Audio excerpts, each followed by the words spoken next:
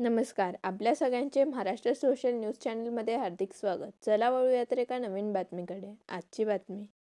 माजी खासदार किरीट सोमय्या यांनी धुळे आणि मालेगावात बोगस मतदार व SIR प्रक्रियेत बोगस नोंदणी होत असल्याचा गंभीर आरोप केला आहे. मालेगावातील 23,000 बोगस मतदारांची नावे वगळण्यात आली असून धुळे प्रशासनानेही याबाबत गांभीर्याने कारवाई करावी अशी मागणी त्यांनी केली.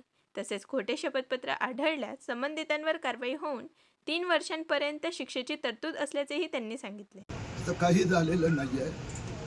माझी नाव इन्फॉर्मेशन आहे.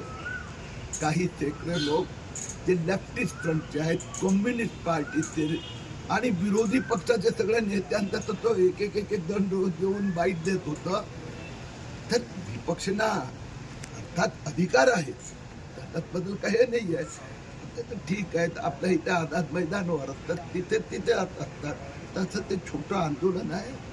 सर गेले नाही पण कोणी जनता पार्टीचे कारण हे आंदोलन 20 दिवस. आता त्या आंदोलनकारीमध्ये एकमेकांवर आरोप चालले. तो उपोषण करतो, तो म्हणतो तो समोसा खाऊन घेतोय. तर एक लेफ्टिस्ट लोकांचे काही लोक मी आंदोलन केलं आहे, ठीक आहे, संसदेत चर्चा आली तर त्याचं उत्तर दिलं जाणार.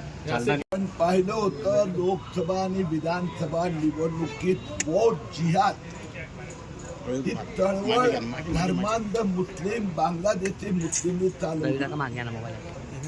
SIR दरम्यान पण हाच प्रकार सुरू आहे.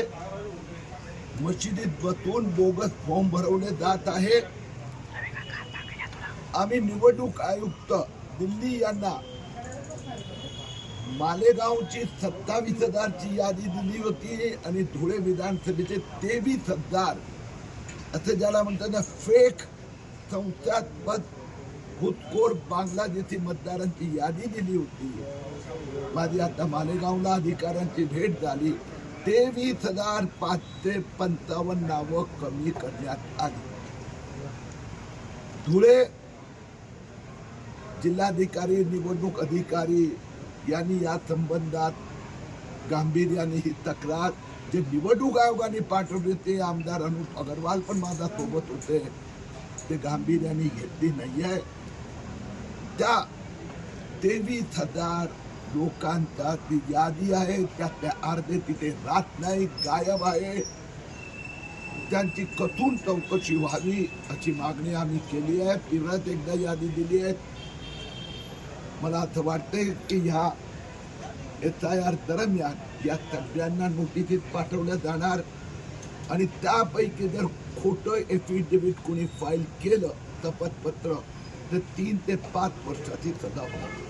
मी मालेगावला असं 7 BLOची लिखित स्वरूपात कंप्लेंट दिली आणि त्यात म्हणजे असे उदाहरण दिले की जिथे त्यांनी 95% मॅपिंग दाखवलं, जिथे निवडणूक आयोगाने 52%वर प्रश्नचिन्ह केला.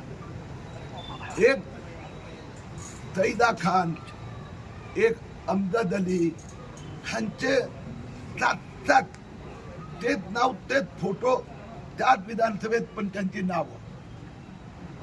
तर अशा प्रकाराचे 7 BLOला आता नोटीस ठोठावण्यात येणार.